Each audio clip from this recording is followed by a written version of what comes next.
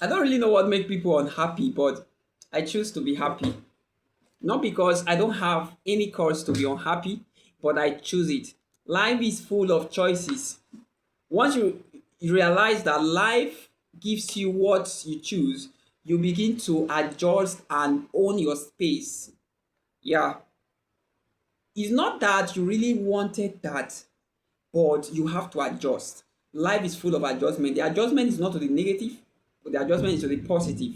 You must learn how to be able to adjust, see situations, and when you see a snail moving or a millipede, and there is a stoppage somewhere, what happens is that the snail hides into its shell, or the antenna of the snail will go in, or let's say the millipede will stop us. But that doesn't mean that the millipede will not continue. What it does is it relaxes, re-strategize, and take another path. That is why you you are not to give excuse because you failed. I must tell you for a fact, I've failed many times. I've applied I've applied over and over and over. I've done things I never expected. It wasn't planned. Yeah. But I will not kill myself. It happened. I have to say I'm sorry. And it's but you must make sure that it's not intentional. Yeah, that is one thing I have to also say. You must make sure that what you are doing is not intentional. It's not a planned work.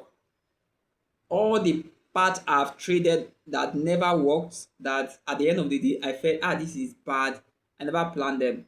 I didn't. But at the end of the day, I say, I'm sorry. I did not plan them. That is why I know you never plan being where you are. You never plan maybe being unproductive, as the case may be, but you can still re-strategize. The Bible said, look for the middle part and ask which part will I take. That means what the scripture really means is that it's okay, you may have trade to one part and you now say, you now discover that this is not a part, this is not a part. You now say it's okay.